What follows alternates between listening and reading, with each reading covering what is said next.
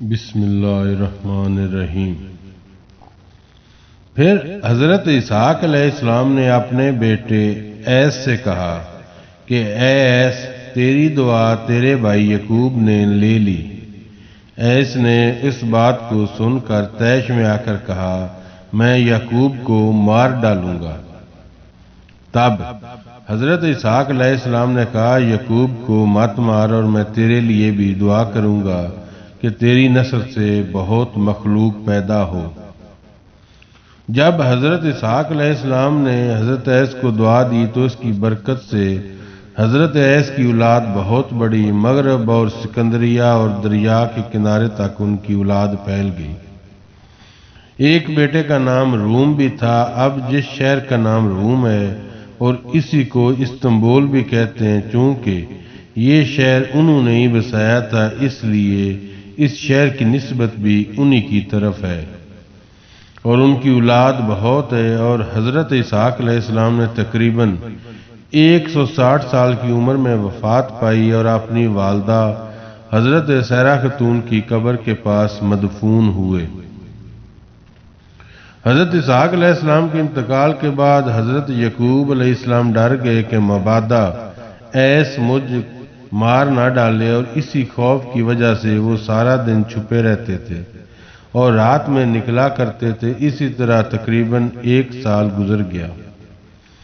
یہ حال دیکھ کر ان کی والدہ نے حضرت یعقوب علیہ السلام سے کہا، بہتر یہ ہے کہ تم اپنے ماموں کے پاس ملک شام چلے جاؤ اور وہیں رہا کرو، کیونکہ وہ وہاں کا بہت بڑا رئیس اور مالدار ہے، اور اس کی بیٹی سے تمہاری شادی بھی کر دوں گی، تو تم اپنے باپ کی وصیت بجا لاؤ اور یہاں مت رہو، اور اس طرح تمہاری جان کی حفاظت ہو جائے گی۔ اور یہ الفاظ اپنی والدہ کے سن کر حضرت یعقوب کنعان سے رات ہی رات نکل کر ملک شام روانہ ہو گئے، اور اسی وجہ سے حضرت یعقوب علیہ السلام کا دوسرا نام اسرائیل رکھا گیا، کیونکہ انہوں نے رات ہی رات سفر کیا، اور وجہ تسمیہ اسرائیل کی شب کو نکلنے کے باعث ہوئی۔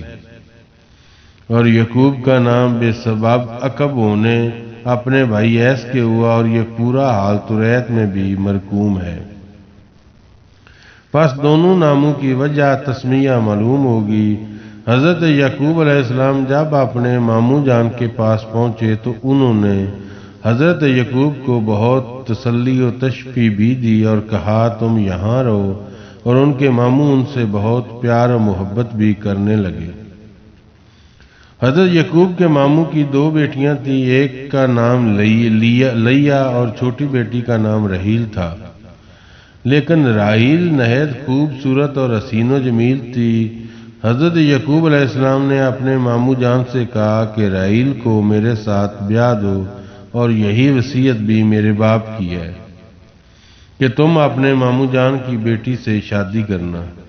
یہ بات حضرت یعقوب کی سن کر ان کے ماموں نے کہا کہ تمہارے باپ کی کوئی بھی شے تمہارے پاس نہیں ہے، میں اپنی بیٹی کی کیوں کر شادی کر دوں؟ دین مہر کہاں سے دو گے جبکہ مجھے دولت چاہیے؟ حضرت یعقوب علیہ السلام نے اپنے ماموں جان سے کہا، میرے پاس کچھ نہیں، ہاں مگر ایسا ہو سکتا ہے کہ میں چند سال تمہاری بکریاں چرا کر اس کی مزدوری سے دین مہر ادا کر دوں۔ یہ بات سن کر ماموں نے کہا، مجھے یہ بتاؤ کہ تم کون سی لڑکی سے شادی کرنا چاہتے ہو؟ حضرت یعقوب علیہ السلام نے فرمایا کہ میں تو مناسب راحیل کو سمجھتا ہوں۔ حضرت یعقوب کی فرمائش کو ان کے ماموں جان نے منظور کر لیا، اور مابین یہ شرط قائم ہوئی کہ یعقوب علیہ السلام 7 سال تک میری بکریاں چرا کر راحیل سے شادی کریں گے۔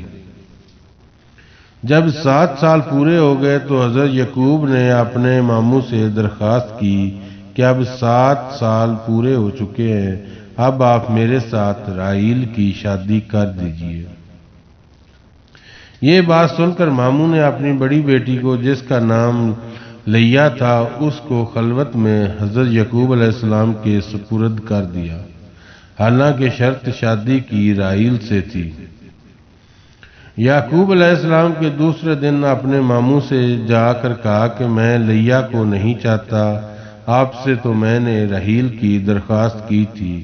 ان کے ماموں نے حضرت یعقوب علیہ السلام سے کہا، ہماری قوم کا دستور ہے کہ پہلے بڑی بیٹی سے شادی کرتے ہیں، پھر اس کے بعد چھوٹی بیٹی کی شادی کرتے ہیں۔ اگر ایسا ہم نہ کریں گے تو لوگ ہم پر تانے کسیں گے کہ دیکھو فلاں رئیس قوم نے اپنی بڑی بیٹی کو تو اپنے گھر میں بٹھا رکھا ہے اور چھوٹی بیٹی کو بیاہ دیا ہے۔ یہ بڑے عیب کی بات سمجھی جاتی ہے۔ اگر تم یہ چاہتے ہو کہ رحیل سے شادی ہو جائے تو پھر تم کو 7 سال تک بکریاں چرانا ہوں گی، اور 7 سال تک تم اپنے ساتھ لیا کو نکاح میں رکھو، پھر تم کو اختیار ہوگا چاہے دونوں بہنوں کو ایک ساتھ نکاح میں رکھو یا نہ رکھو۔ اور یہ حکم اس زمانہ میں جائز تھا کہ ایک شخص 2 بہنوں کو بھی ایک وقت میں نکاح میں رکھ سکتا تھا، اور اب شریعت محمدیہ میں بیک وقت دونوں بہنوں کو ایک نکاح میں نہیں رکھ سکتا، چونکہ قرآن مجید آخری عثمانی کتاب ہے اور اس کے قوانین قیامت تک کے واسطے کارآمد ہوں گے، اور اس میں کسی وقت بھی کوئی ترمیم و تنسیخ نہیں ہو سکتی۔ اور 2 بہنوں کو بیک وقت جمع کرنا حضرت ابراہیم سے لے کر تا نزول تریت تک تھا۔ قرآن مجید میں دونوں بہنوں کو بیک وقت جمع کرنا حرام ہے، جیسا کہ حق تعالی سبحانہ قرآن مجید میں ارشاد فرماتا ہے، اور نہ جمع کرو 2 بہنوں کو مگر جو آگے ہو چکا سو ہو چکا۔ بس یہ باتیں سن کر حضرت یعقوب علیہ السلام نے اپنے ماموں جان کی 7 سال اور بکریاں چرائیں۔ پھر اس کے بعد حضرت یعقوب کی شادی راحیل سے ہوئی، اور ان کے ماموں نے بہت کثیر تعداد میں مال و اسباب دے کر دونوں بیٹیوں اور داماد کو اپنے پاس ہی رکھا۔ بی بی لیا کے بطن سے 6 بیٹے تولد ہوئے، ان کے نام یہ ہیں: روئیں، شمون، لیوی، یہودا، اسکارا، زبولون، اور یہ نام توریت میں مذکور ہیں۔ اور ایک مدت تک بی بی راحیل سے کوئی اولاد نہ ہوئی۔ ان کی ایک لونڈی تھی جس کا نام زلفی تھا، اسے حضرت یعقوب علیہ السلام کی خدمت میں دیا، اس سے 2 بیٹے پیدا ہوئے، ان کے نام وان اور طفان۔ پھر بی بی لیا نے بھی اس سے رشک کر کے حضرت یعقوب علیہ السلام کو ایک لونڈی دی، اور اس سے بھی 2 بیٹے پیدا ہوئے، اور نام ان کا رکھا وا اور بشرا۔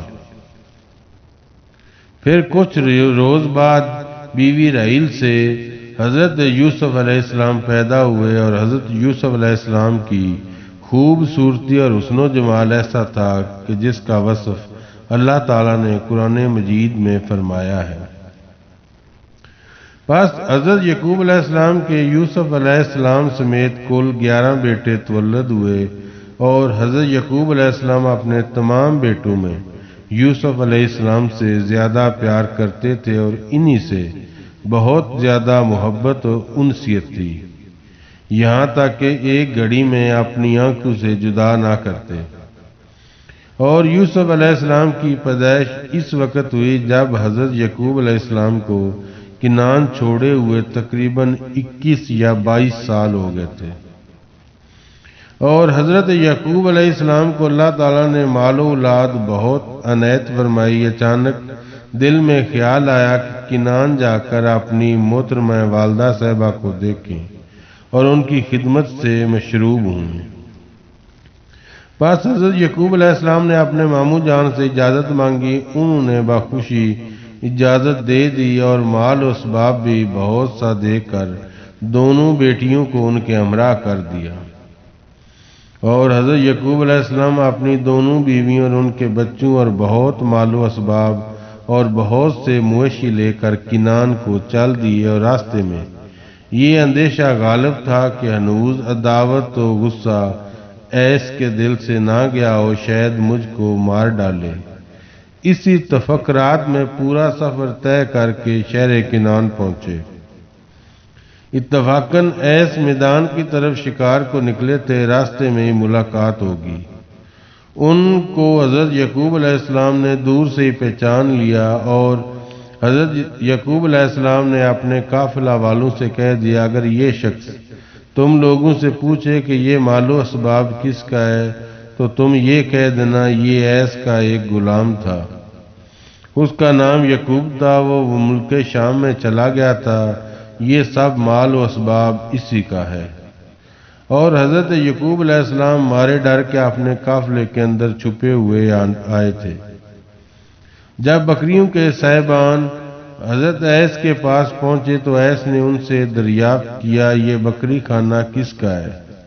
سب لوگوں نے اس کے جواب میں کہا، یہ ایس کا غلام یعقوب جو ملک شام میں کچھ روز قبل چلا گیا تھا اسی کا ہے۔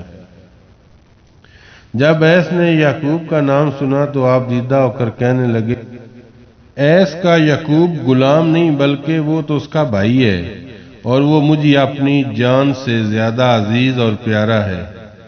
اس کی بات سن کر سب لوگ کہنے لگے کہ حضرت یعقوب ملک شام میں بھی یہی کہتے تھے، میں ایس کا غلام ہوں۔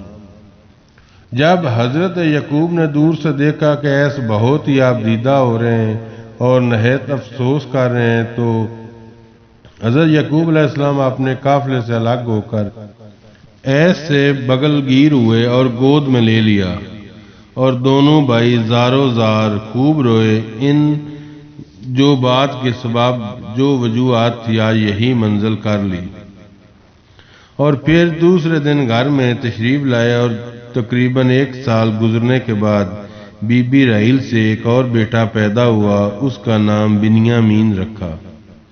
بعد تولد ہونے کی ان کی ماں نے انتقال فرمایا اور بی بی لیا نے بنیامین کی پرورش کی۔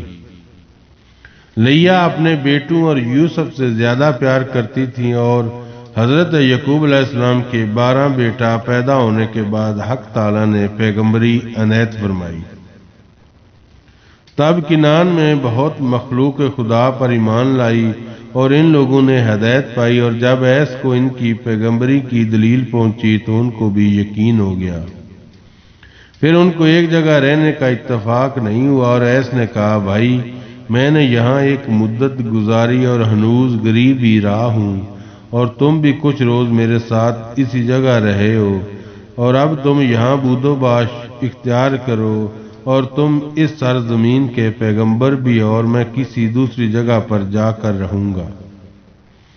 روایت ہے کہ حضرت ایس یہاں سے رخصت ہو کر اس جگہ جا پہنچے جس جگہ کو اب روم کہتے ہیں، اور روم ان کے بیٹے کا نام بھی تھا، اور بستی بھی اسی کے نام سے آباد ہوئی تھی، اور اسی واسطے اس جگہ کو روم کہتے ہیں، اور وہیں جا کر انہوں نے انتقال فرمایا، اور جتنی اولادیں ان کی تھیں وہ سب کی سب وہیں رہیں، اور ان کی اولاد کی بہت کثرت ہوگی۔ اور ایک روایت میں آیا ہے کہ ایس کی اولادوں میں سے سوائے حضرت ایوب علیہ السلام کے کوئی دوسرا نہیں ہوا، اور باقی تمام پیغمبر حضرت یعقوب علیہ السلام کی نسل سے ہوئے۔